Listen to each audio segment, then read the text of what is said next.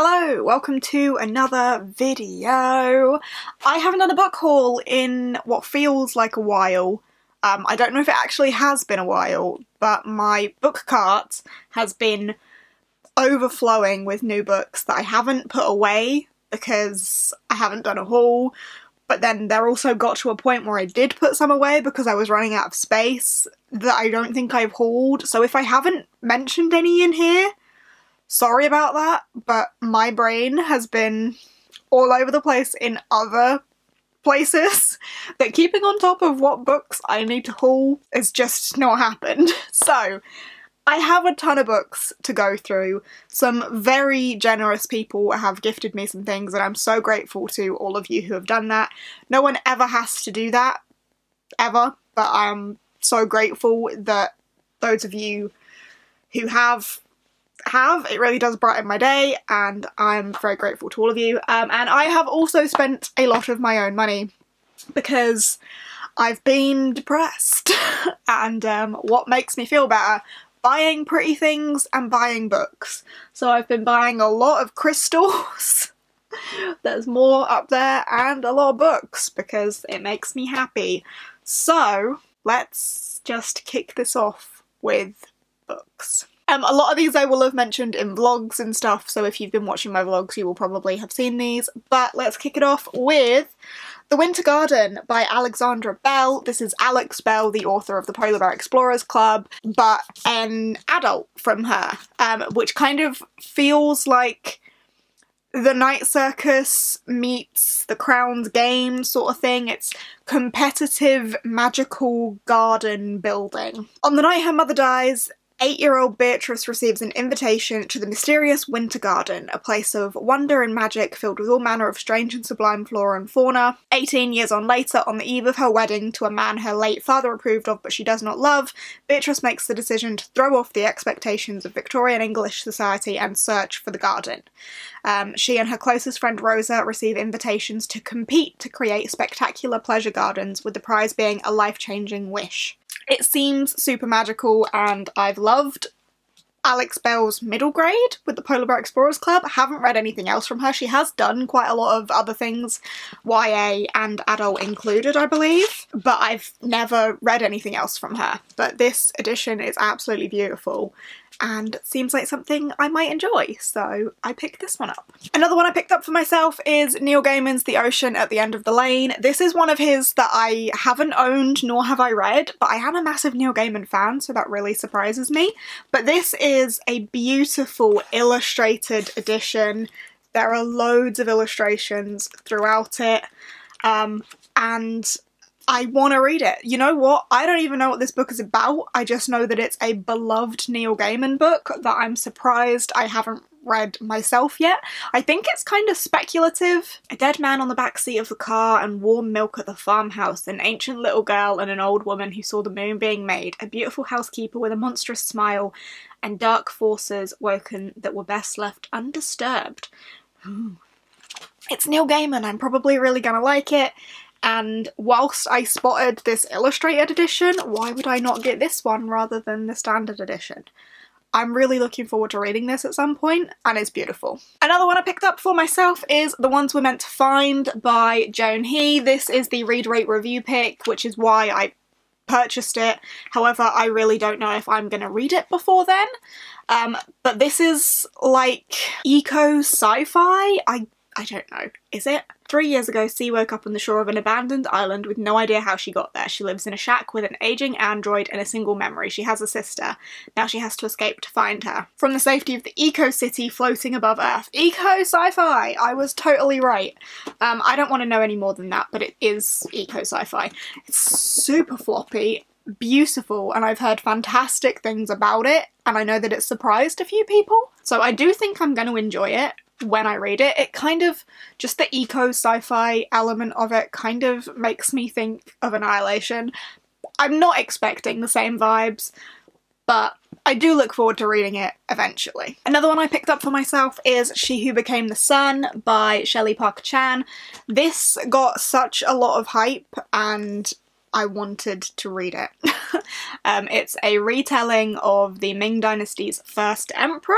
There is a bandit clan attacking orphans.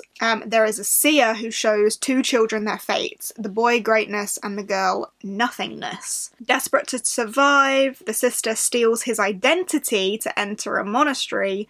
There, disguised as a male novice, Zulan, she can be ruthless to avoid her fate.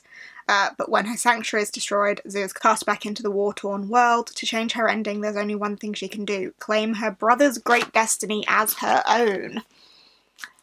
This sounds really good to me, and I know it's had a lot of hype, so yeah. Also, beautiful. Kind of matching the hair. I'm liking that. I have then bought myself a ton of middle grade because this is who I am. First one being My Neighbor Totoro.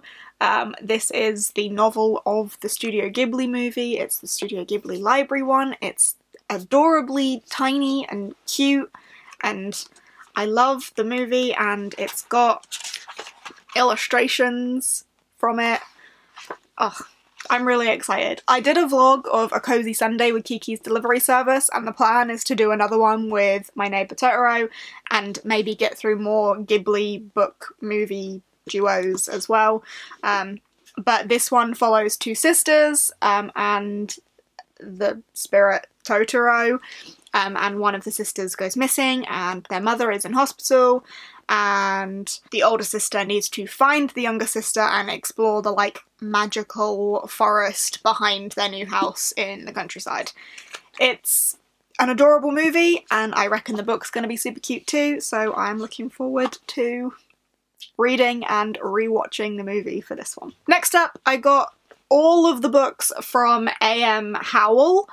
I haven't read anything from A.M. Howell before, but I was in my local independent and was looking at, I think it was The Mystery of the Night Watchers, and realised that the author is a local author. Yes, it's local, and the setting is local, and the same for the others, so pretty much I was just like, hey, I want to read them all. I don't know anything else about them. They're middle grades, local author, local settings to me, so I'm gonna buy all of them, and I did. So it is The House of 100 Clocks, The Garden of Lost Secrets, and The Mystery of the Night Watchers.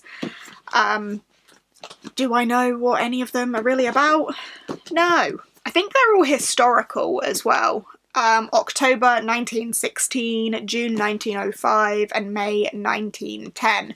So they are all historical middle grades as well, which is a little bit different for me. But yeah, I'm gonna go into these not knowing anything. I'm not even gonna read the blurbs. I'm just excited to discover another local author, basically.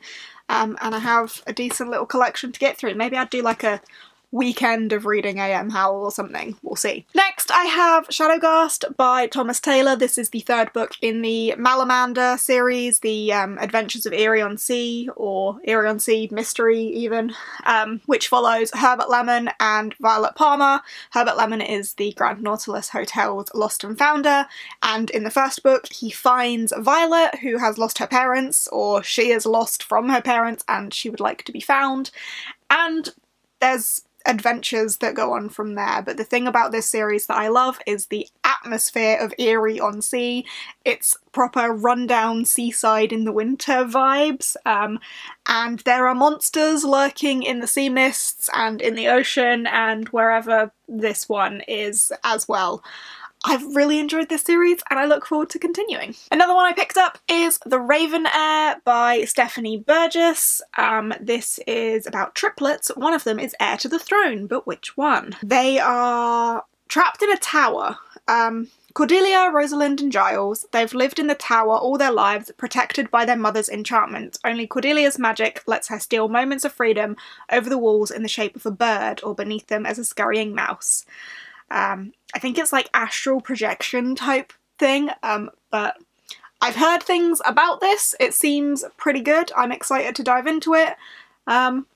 Looks cute. and I am into this astral projection thing and her escaping as like a mouse or a bird or a rabbit or whatever. Seems like a lot of fun, so I'm looking forward to this one. Another one I picked up, which I've spoken about a lot lately, is How Not to Be a Vampire Slayer. This is perfect for spooky season, one I'm hoping to read really soon, and this is about Maggie Helsby, who is prophesized to be a vampire slayer. However, she's not afraid of spooky things and she's not afraid to show it, so she agrees to a dare to venture into the forest but doesn't expect to find a creepy castle, a vegetarian vampire, and this book that prophesizes her as this vampire slayer.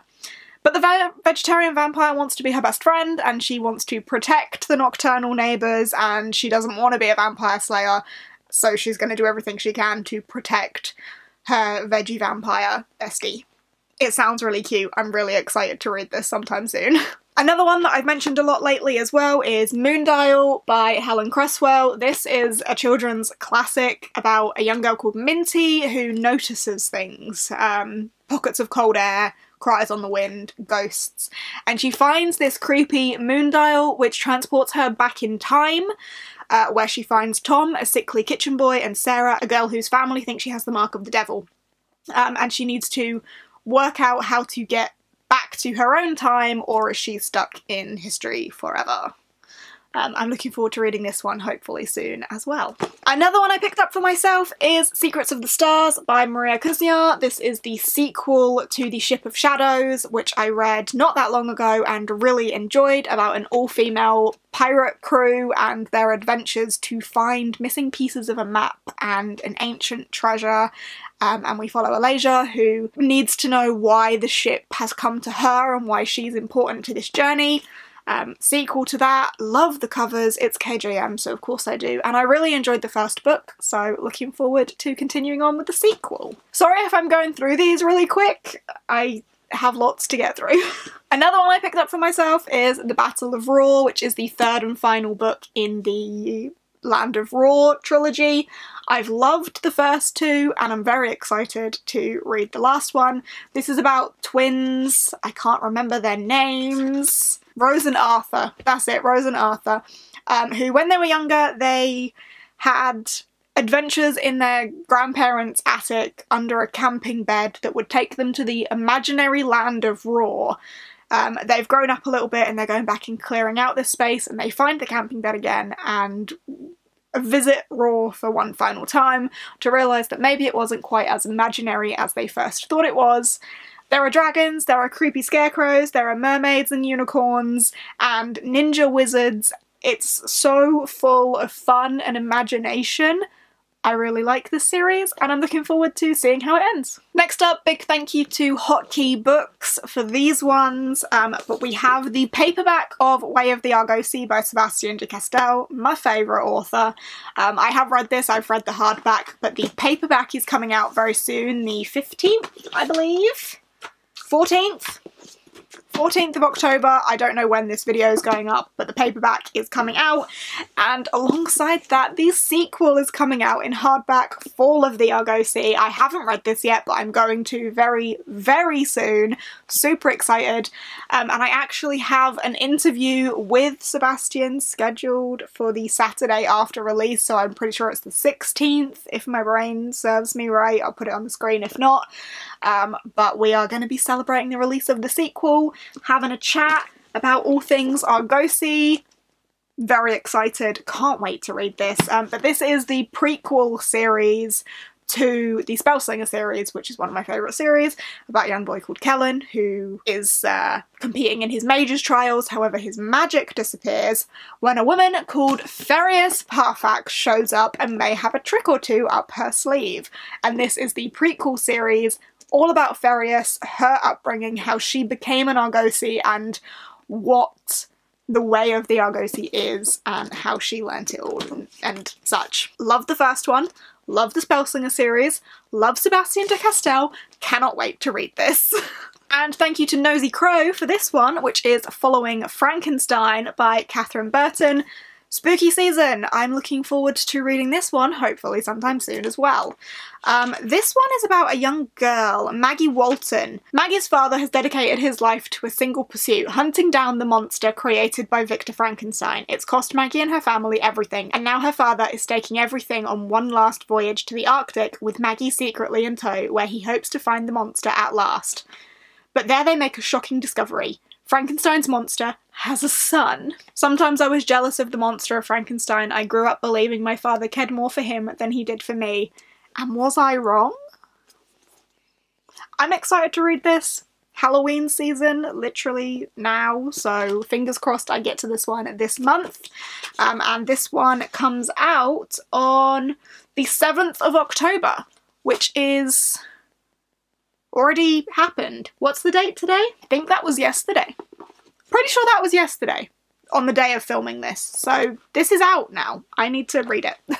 And then I have some gifts from some very generous people. First up, from William, thank you William, I have The Fires of Vengeance by Evan Winter. This is the sequel to The Rage of Dragons. I'm looking down here because I thought it was down here. Ah, it is, but I can't quite get to it. Which I read earlier on in this year and really enjoyed it. Dragons, vengeance, revenge, brutality, lots of training to be the very best.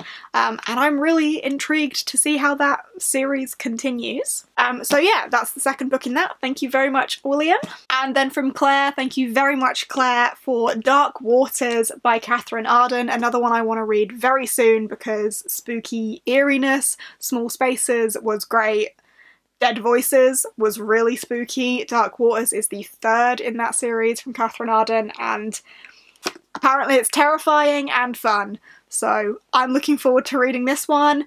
It's the same group of friends, Ollie and her friends, but clearly they've gone boating in this one.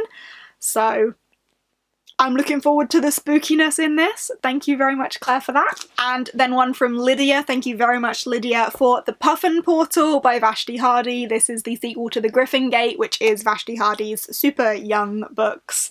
Very young, targeted books. I've actually given the first one to my sister to read at the minute. But I'm a big Vashti Hardy fan and I want to read everything she writes, including this series. The Griffin Gate was fun, super quick, about a young girl called Grace Griffin and her family who have access to this map that acts as a portal where they can kind of jump through to solve crimes in the neighbourhood. And in this one, there is a criminal. Bizarre thefts have been happening, and the only link between them is the sighting of a bizarre bird, which is probably a puffin. So thank you very much, Lydia, for this one. Next up is one from Pris. Pris, you gem, you didn't have to do this, but it is Valor by John Gwynne. I read Malice earlier last month, I think, and I was chatting to Pris and said, oh, I can't buy the sequel though because I've bought those special editions. I don't want to have to like double buy all of the books.